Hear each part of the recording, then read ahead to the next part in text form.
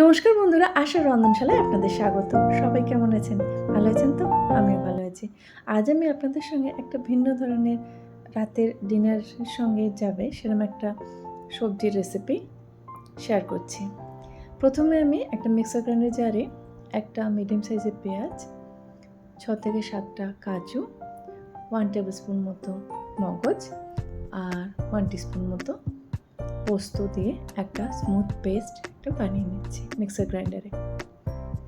অনেক সময় বাড়িতে সবজি না থাকলে এই ধরনের একটা যদি রেসিপি বানানো যায় না, অলপ করে বলতে পারি মাটন বা চিকেনকেও হার মানাবে।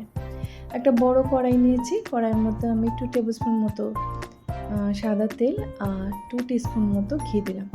তেল ও ঘি যখন একটু গরম হয়ে যাবে তখন বাড়িতে আমরা যখন পেঁয়াজ আনি দেখবেন তার মধ্যে ছোট ছোট কিছু পেঁয়াজ থাকে, সেইগুলোকেই আমি ভালোভাবে খোসা ছাড়িয়ে এভাবে নিয়ে নিয়েছি। এখানে নিয়েছি আমি 8টা ছোট ও মিডিয়াম সাইজের পেঁয়াজ, সেগুলোকে একটু ভেজে নিচ্ছি।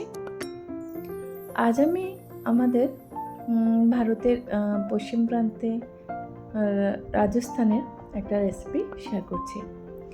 এবার ওই তেলের মধ্যেই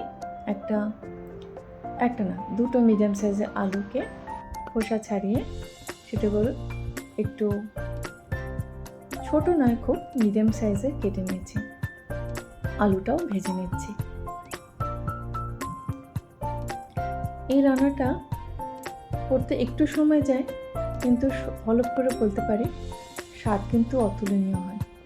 ওই তেলের মধ্যে আমি দিয়ে দিলাম একটা তেজপাতা, শুকনো লঙ্কাকে আমি দুভাগে ভাগ করে নিয়েছি, 1 টুকরো দালচিনি, 2টো লবঙ্গ আর 3টে ফাটানো ছোট এলাচ। এবার ওর মধ্যে আদা, রসুন, কাঁচা লঙ্কার পেস্ট দিলাম। এখানে দিলাম 2 চামচ মতো।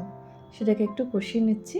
সেটা কিছুক্ষণ কষানোর পরে ওর মধ্যে দিয়ে দিলাম একটা বড় সাইজের টমেটোকে আমি পিউরি না, পেস্ট বানিয়ে নিয়েছিলাম মিক্সার গ্রাইন্ডারে, খুব স্মুথ পেস্ট বানিয়েছিলাম।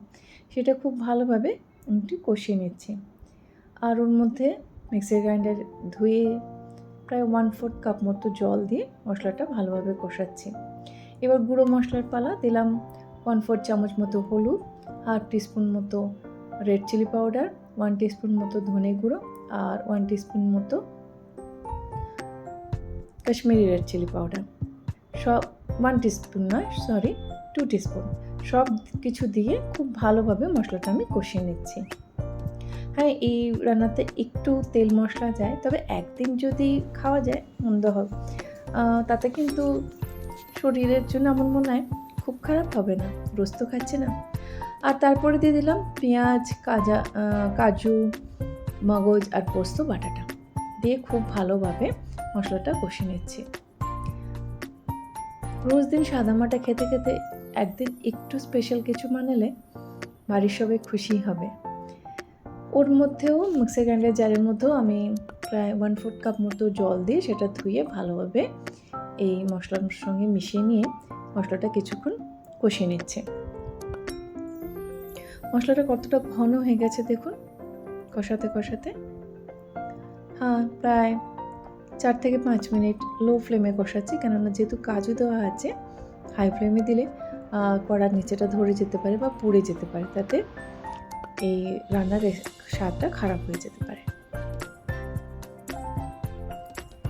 কষানোর পর ওর মধ্যে গ্রেভিটা খুব ঘন হয়ে গেছিলো, তো তাই আর একটু জল দিয়ে দিলাম। গ্রেভিটা কতটা থিক করবেন বা কতটা পাতলা করবেন সেটা আপনাদের উপর।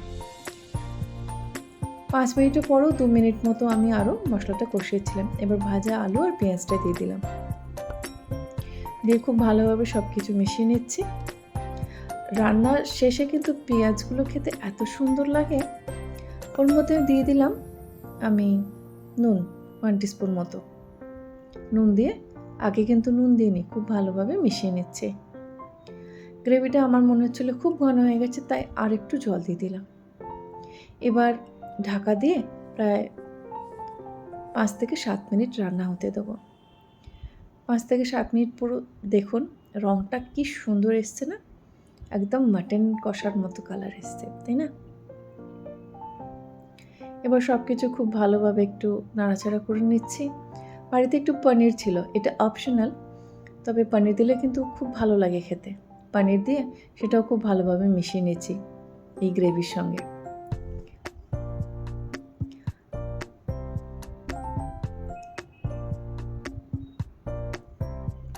আমরা বাঙালি, তাই সব সবজির এর মধ্যে একটু মিষ্টি তো চাই, আবার রাতের ডিনারে হলে তো কথাই নেই।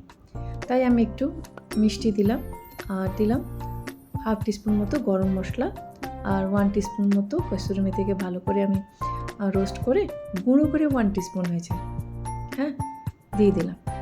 রান্না প্রায় শেষের পথে। এর সঙ্গে রুটি, পরোটা বা লুচি, লাচ্ছা পরোটা, যে কোনো পরোটা কিন্তু খুব ভালো যায়। লাস্টে ধনেপাতা দিয়ে দিলাম, এতে মনে হয় স্বাদটা আরেকটু বেড়ে যাবে আর সুগন্ধটা। ঢাকা দিয়ে প্রায় 3 থেকে 4 মিনিট রেখে দিয়েছিলাম, তারপরে গ্যাস অফ করে দিয়েছিলাম, ডিশ সার্ভ করে দিলাম। আমার এই আলু পেঁয়াজের সবজি রাজস্থানি কেমন লাগলো একবার বানিয়ে বলবেন, হ্যাঁ? আর আশা করছি ভালো লেগেছে। ভালো লাগলে আমার চ্যানেলটি সাবস্ক্রাইব করে দেবেন, লাইক করবেন। ভালো থাকবেন, ধন্যবাদ।